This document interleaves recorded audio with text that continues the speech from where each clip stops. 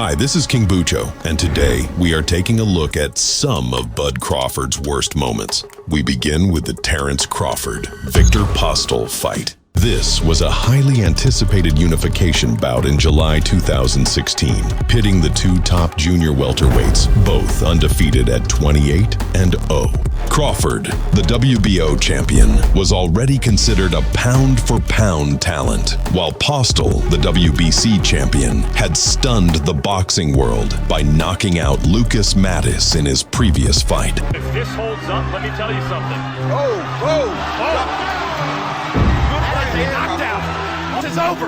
Viktor Postol has knocked out Lucas Matisse. Viktor Postol, known as the Iceman, was a tall, rangy technician from Ukraine, standing at 5 feet 11 inches with a 74-inch reach, giving him a significant height and reach advantage over the 5 feet 8 inches Crawford. Postol was a disciplined, orthodox fighter who relied on his sharp jab, precise footwork, and defensive fundamentals under the guidance of trainer Freddie Roach. His length and ability to control distance were seen as major threats to Crawford, as Postol's piston-like jab and ability to fight from the outside had previously overwhelmed opponents like Lucas Matisse. Additionally, his high guard and clinching tactics made it difficult for shorter fighters to get inside.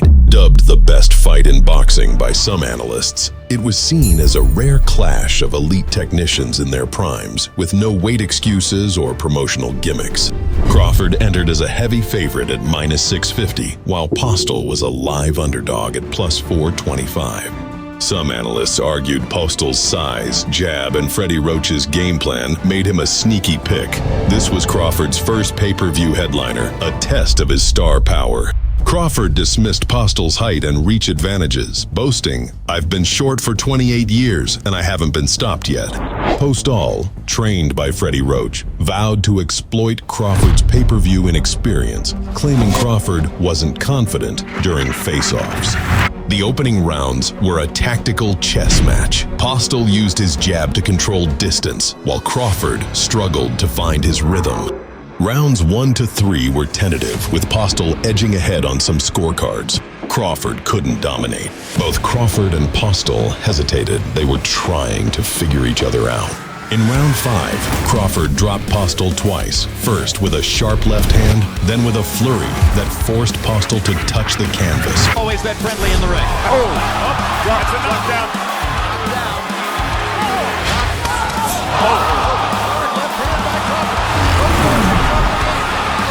Crawford neutralized Postol's jab by switching to southpaw, outlanding him in every subsequent round. Some believe that Postol was unable to cut off the ring, which may be true to some extent, but it's interesting that Crawford had to constantly move around the ring. What exactly did Bud Crawford fear? Why couldn't he be the one engaging? Was Postol that much of a heavy hitter with a 37.5% KO ratio? It's possible that Bud could not figure out his opponent, or that he seriously feared his power.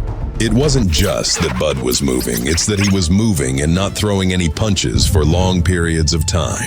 Imagine the following. How ridiculous would Bud have looked if Postol hadn't engaged and just stood in the middle of the ring waiting for Crawford? Despite Crawford's dominance, the fight was criticized as boring, with prolonged periods of feinting and minimal exchanges.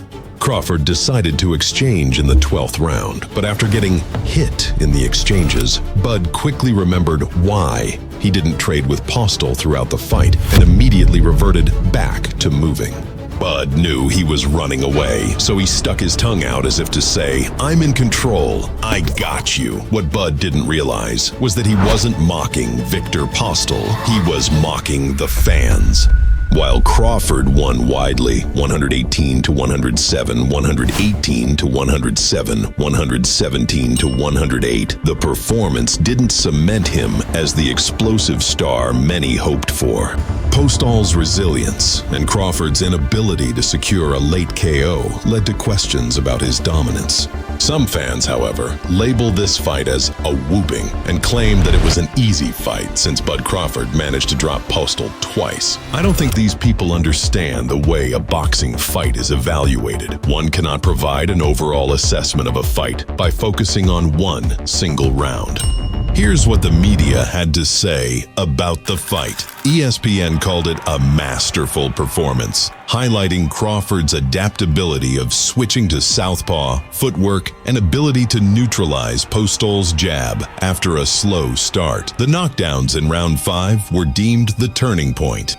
Bad Left Hook noted Crawford's slicker, smarter, and faster approach, emphasizing how he mentally defeated Postol by round 8, reducing the Ukrainian's punch output to near zero. In my opinion, this wasn't a masterclass. This was a poor performance by Bud. Aside from the knockdowns, Crawford's lack of creativity and fear of losing in the exchanges forced him to stay on the back foot and employ a basic plan of simply waiting for Postol to engage.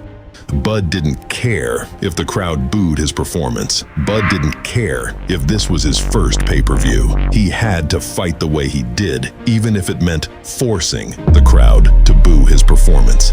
Is this what an amazing ring IQ looks like? Are you really surprised that this fight underperformed commercially, reportedly around 125,000 pay-per-view buys, with critics questioning if Crawford could draw mainstream interest despite his pound-for-pound skills? Let's not forget that Crawford didn't fight in another pay-per-view until many years later. The fight was boring. There is no doubt about it. The fight was boring because Bud Crawford realized that he couldn't stop Viktor Postol, and the victor was a danger in the exchanges. And so Bud decided to fight on the back foot and wait for Postol to make mistakes coming in. Crawford fought on the back foot with a very low punch output, despite the fact that Postol only had a 37.5% KO ratio. This makes Bud's performance even more shameful. The question is, will Terence Crawford employ the same tactics with the heavy-hitting Canelo Alvarez? September the 13th can't come soon enough. Let's get to the next worst Terence Crawford moments. Why is our next moment that bad? Let's dive into it. In 2020, Terence Crawford decided to fight Kell Brook, which had raised several questions amongst fans. The lead-up to this fight was steeped in skepticism, with many dismissing Kell Brook as a fated force merely chasing a final payday. The British former world champion, once hailed as Special K, carried the scars of brutal stoppage losses to Gennady Golovkin and Errol Spence Jr. The body with a 3-punch combination, triple G, jab, right hand, left hook to the body, and got He's hurt. Is holding up a towel. Engel is trying to get referee Marlon Wright to stop the fight, and now he finally throws the towel into the ring, and Gennady Golovkin really applying the pressure now. Big left. Kell Brook's hurt here, and he's down in the 10th round. And it's so early. Eye against Golovkin, the eye against Errol Spence, but he's gone down. I think he's going to sit it out. It is all over. These bouts had left him with fractured orbital bones and raised serious doubts about his punch resistance and longevity. At 34, Brook hadn't made the welterweight limit in over 3 years, fueling speculation that his body could no longer withstand the rigors of elite competition. Critics argued that his 3 fights since the Spence defeat against middling opposition were a far cry from the caliber required to challenge a pound-for-pound boxer like Terence Crawford. Even Brook's unconventional camp, led by an Instagram-recruited trainer, Carlos Formento, was seen as a gamble, further framing the fight as a desperate last stand rather than a credible threat to Crawford's reign. Yet the defiant Brook insisted he'd uncovered flaws in Crawford's armor, vowing to stiffen his legs with power shots. On November 14th, 2020, Terence Crawford entered the MGM Grand as boxing's pound-for-pound king, undefeated, ruthless, and expected to dismantle Kell Brook. From the opening bell, Brook defied the odds. His jab was sharp, measured, and relentless. See, Brook thing is timing. That's his thing. He wants to time Crawford on the way in. You know, Brook also has a great jab, a sharp jab, a strong jab. And you can see Terence Crawford trying to figure out how he can land his jab without getting hit. Brook jabbing extremely well right now. Brook's jab controlled the distance. Crawford, known for his slow start, seemed hesitant, switching stances but struggling to find rhythm. By the end of round 1, Brook had outlanded Crawford 12 jabs to 5, stealing the round on all judges' cards. The blueprint was clear: use reach, timing, and physicality to disrupt Crawford's flow. Round 2 was more of the same. Brook's confidence soared as he mixed jabs with right hands, reddening Crawford's right eye. He's jabbing. That's the most important thing he can do right now because it sort of keeps him out of danger. And it's also got Crawford there. Even when Crawford shifted southpaw, Brook adjusted, proving his pre-fight boast: "I've got the accuracy, the size, and the desire to overwhelm him." CompuBox stats showed Brook landing 8 of 15 jabs in the round, a surprising dominance against a technician like Crawford. Brook's aggression wasn't reckless, it was calculated. Right now, Brook is winning the battle from the outside. His trainer, Carlos Formento, had drilled him to exploit Crawford's patience. Some swelling already on the right eye of Terence Crawford in the right hand, right down the middle. For 3 rounds, the strategy worked. Crawford, usually a predator, was the one being hunted. Then, in a flash, it unraveled. Crawford's right hook, a punch Brook later admitted he didn't see, sent him crashing into the ropes.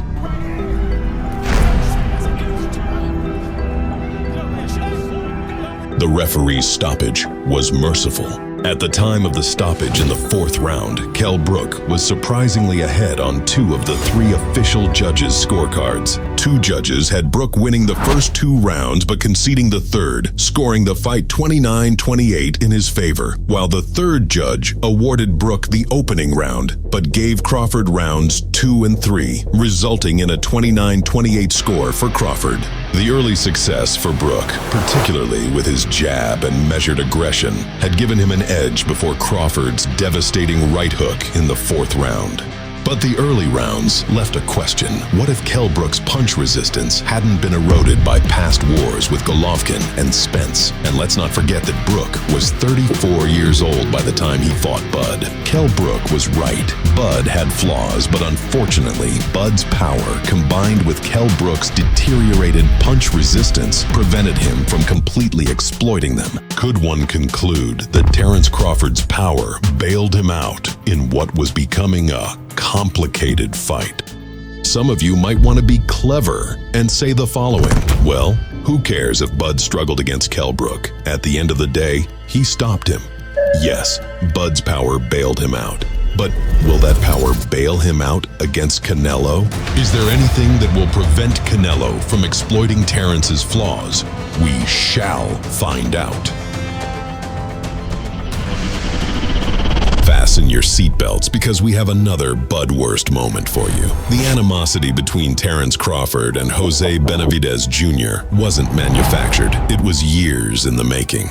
By October 13th, 2018, Crawford had himself as one of boxing's pound-for-pound elites, fresh off a dominant 9th-round knockout of Jeff Horn to claim the WBO welterweight title. But Benavidez, despite being undefeated 27-0, was far from a conventional challenger. He'd been relentlessly calling out Crawford since at least February 2018 when he confronted him at a weigh-in in Corpus Christi, Texas, accusing Bud of ducking him, a claim Crawford dismissed as delusional. The fight was Crawford's first welterweight title defense, and Benavidez got the shot, largely due to his trash talk and the viral weigh-in altercation. Top Rank, Crawford's promoter, saw the grudge match as marketable, especially with bigger names like Errol Spence Jr. tied to rival networks. Benavidez, meanwhile, carried a chip on his shoulder. He'd survived a near-fatal shooting in 2016 that left his right leg permanently damaged.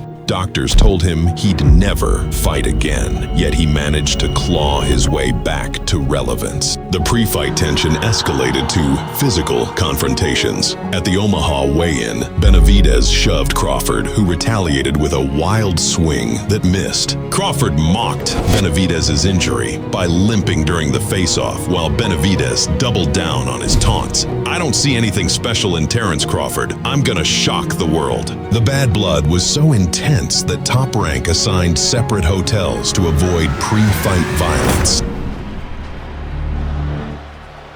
From the opening bell at Omaha's CHI Health Center, Benavidez defied expectations. Using his 5'10" frame compared to Crawford's 5'8", he peppered Crawford with jabs and straight rights, winning the early rounds on some scorecards. And some analysts even gave the first 2 rounds to Benavidez. Due to Crawford's uncharacteristic hesitation, Benavidez's strategy was clear: exploit his reach advantage and avoid Crawford's counter-punching traps. Benavidez showing right away that he's not scared of Terence Crawford. He's stalking him. Crawford trying to step in and counterpunch, but you see it's a little difficult. Benavidez is controlling the outside range with that jab while he's stalking. That's how you need to do it. But Benavidez is keeping him honest with his footwork, taking a half step back like that, and he's also firing back with his jab, making Terence Crawford tentative to fire the left hand.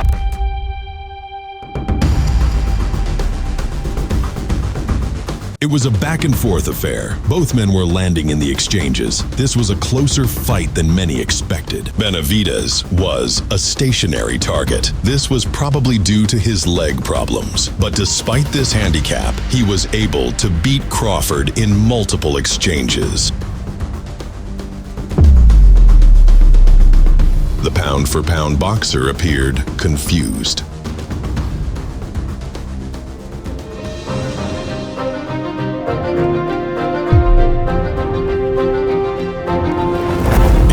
Round, Bud's power bailed him out again.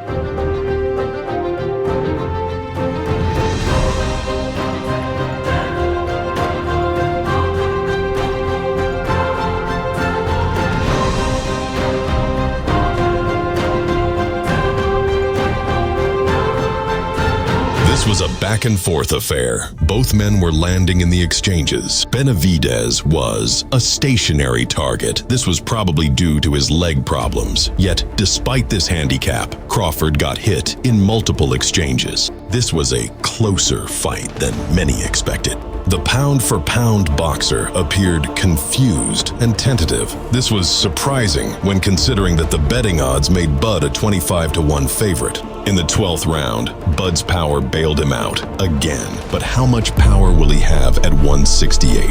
Many claim that Bud doesn't need power to defeat Canelo Alvarez. All that he needs is his high boxing IQ.